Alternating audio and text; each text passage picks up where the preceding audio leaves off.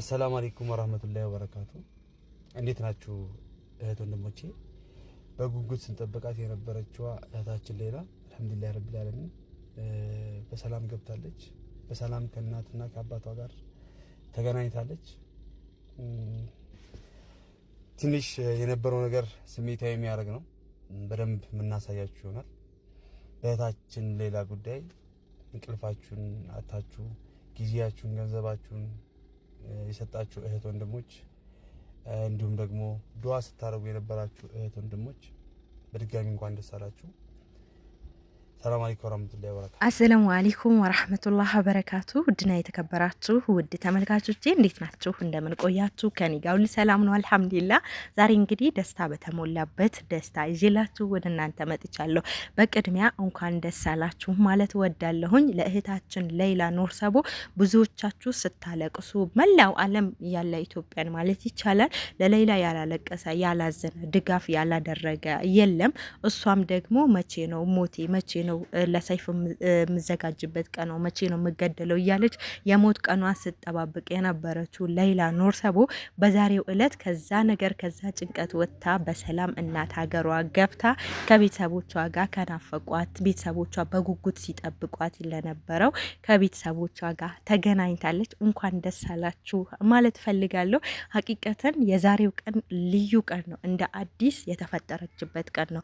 እናትየው ራሱ በማታው ቪዲዮ እንግዲህ እሷን ሲጠብቁ በነበረበት ሰዓት ላይ ሌይላ ለኔ ገና አዲስ የተወለደች ህፃን ናት ብለዋሉ። ልክ ናቸው። ዛሬ እንደ አዲስ የተወለደችበት ቀን ነው። አላህ ከዛ ከጭንቅ ከዛ ውጥረት ከነበረው ህይወት አስወጥቶ በሰላም እናት ሀገሯን አስገብቶ ከናፈቋት ከወዳጅ ከቤተሰብ መላው ኢትዮጵያ በጉጉት ሲጠብቃት ነበርና ሱማ አልሐምዱሊላህ እዚህ ጋር እንደምትመለከቱት በሰላም ገብታ ከወላጆቿ ጋር ከመላው ኢትዮጵያ ተገናኝታለች ማለት ይቻላል። እኛ ይሄንን ማየታችን ራሱ አንድ ነገር ነው። ከዛ ከስደት ስቃይ ከዛ ከነበረችበት ወጥታ ይሄንን ማየታችን ራሱ በአካል እንዳየን ነው እኔ ያሰብኩት ያለሁትና አልሐምዱሊላህ ረብል ዓለሚን ለአላህ ምን ይሳነዋል? ወላሂ ለአዚም ሐቂቀተን ምን እንደምላችሁ አላቅም። በጣም ተደስቻለሁ። በጣም ደስ ብሎኛል። ሌይላዬ እንኳን ለሀገርሽ አበቃሽ፣ እንኳን የዛሬዋን ቀን ሀገርሽ ገብተሽ ከቤተሰቦችሽ ጋር ተቀላቀልሽ እያልኩ ሌላ ቀሪውን አሰማችኋለሁ። ቪዲዮን ተከታተሉ። እህታችንን በአይናችን አየናት። እውነት እኔ ምለው ራሱ ክብድ ብሎኛል። ትልቁ ነገር ከዛ ከአንገቷ ላይ ያ ሌሎቹ ላይ ተፈጽሞ እሷ ተርፋ እናትና አባቷ ሲያቅፏት አየሁኝ።